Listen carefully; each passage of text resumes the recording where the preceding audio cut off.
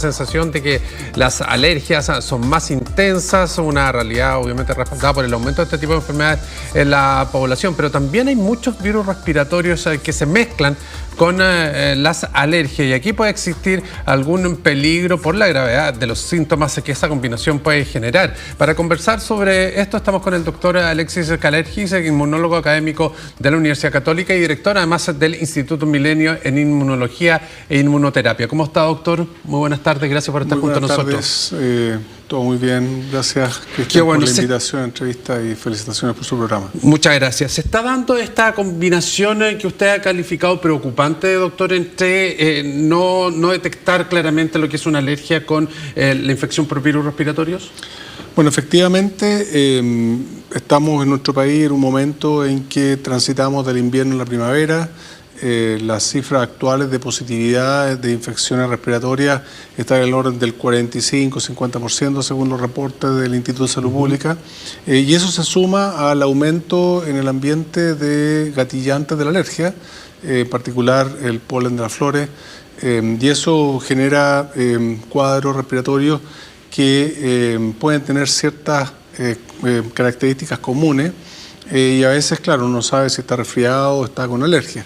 Lo cierto es que hay que, si uno tiene dudas, tratar de consultar a especialistas que le permitan distinguir. Hoy día hay afortunadamente diagnósticos que permiten diferenciar entre una infección respiratoria y una alergia en el caso de síntomas leves y también en el caso de síntomas más severos. Bueno saber que si uno efectivamente tiene una alergia a algún agente ambiental como el polen, por ejemplo. ¿Ese porcentaje del cual usted nos habla es más alto que otros años o estamos dentro de una media normal? Bueno, en relación a la ocurrencia de la alergia, se ha observado que desde, yo diría, mediados del siglo XX ha habido una gradual tendencia al aumento. Por una parte hemos visto que las enfermedades infecciosas, virales, han ido disminuyendo gracias al avance de la ciencia, los antibióticos, las vacunas. Hemos visto que, salvo este paréntesis como el que tuvimos de la pandemia de COVID, donde vimos que los virus todavía están ahí y pueden ser bastante severos y graves, en general, siglo XX, inicio del siglo XXI, esas enfermedades infecciosas, gracias justamente a la higiene, a la vacunación y a otras medidas, han ido a la baja. Por el contrario, las enfermedades inflamatorias, por ejemplo la alergia y también la enfermedad autoinmune han ido al alza. Hay varias hipótesis que explican ese fenómeno y es bastante notable cómo hoy día somos más susceptibles como humanidad a esta ocurrencia de la alergia.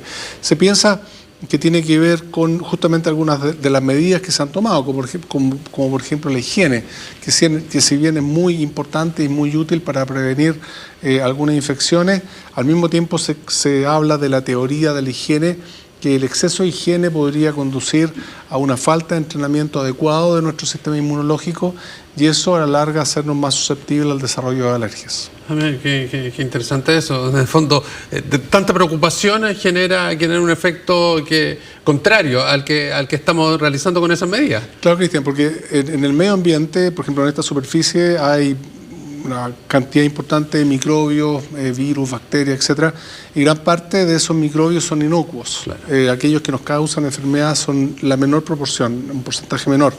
Y esos microbios inocuos, que uno podría definir que están presentes, entre comillas, en la mugre, son necesarios para el entrenamiento del sistema inmune. Un sistema inmune sano necesita entrenamiento con estímulos ambientales.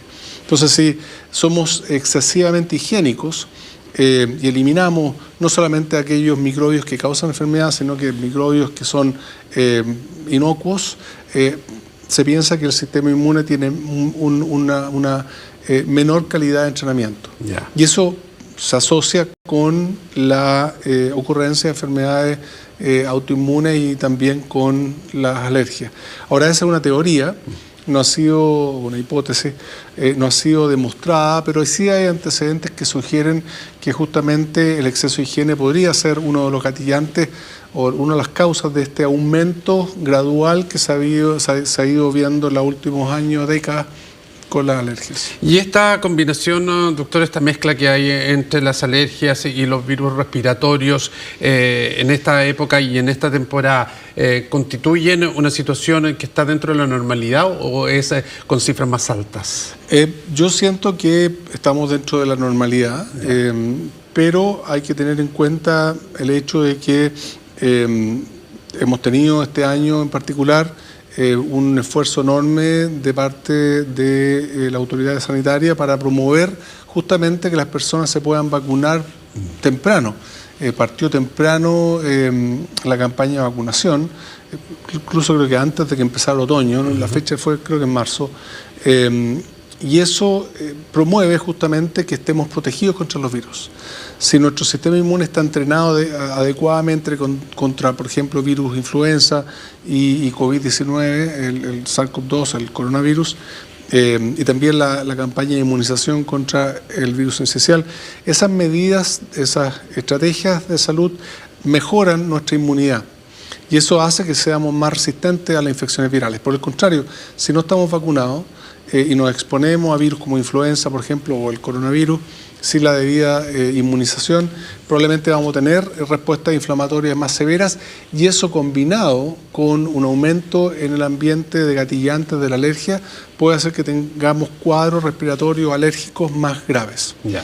Y por eso es importante, hoy día todavía las personas están a tiempo de vacunarse, porque como le comentaba Cristian, el último informe del Instituto de Salud Pública muestra que la positividad viral está del orden del 50%. Claro, Es decir, claro, porque uno dice estamos ya partiendo octubre, prácticamente la próxima semana, entonces como que se asocia ya la temporada tanto de primavera como mejores condiciones en el tiempo, a que esto tiende a olvidarse un poquito, pero hoy día la persona puede todavía y debiese hacerlo si es que no lo ha hecho. Claro, dos reflexiones. Primero que nada, tenemos todavía temperatura baja. Hoy día, claro, ¿verdad? Es un poco semi-invernal, ¿verdad? Y eso hace que las personas tiendan a estar más tiempo en espacios cerrados y eso promueve el contagio. Por el contrario, días cálidos, las personas dedican más tiempo al aire libre, eso disminuye el contagio. Así que probablemente vamos a tener circulación viral todavía por algunas semanas más, quizás meses, y por lo tanto si no nos hemos vacunado contra la influenza o contra el coronavirus, sería importante hacerlo.